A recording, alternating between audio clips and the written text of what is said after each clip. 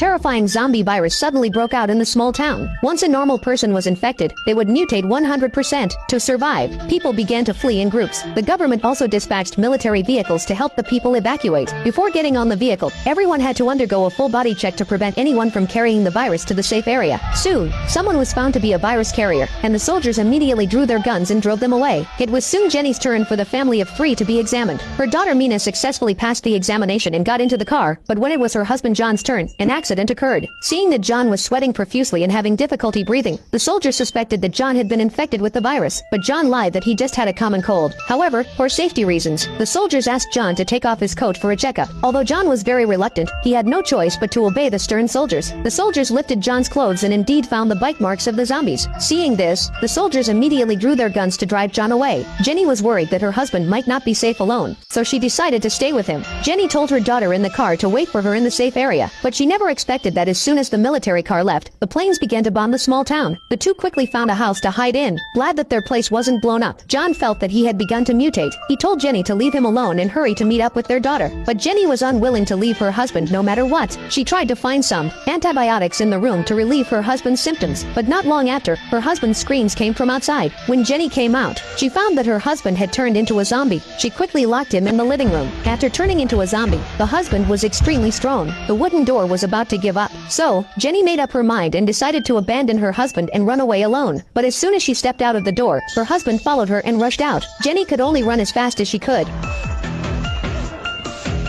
But unexpectedly, she was blocked by the iron net after walking for a short distance. Jenny could only climb onto the iron net to avoid her husband's attack as much as possible.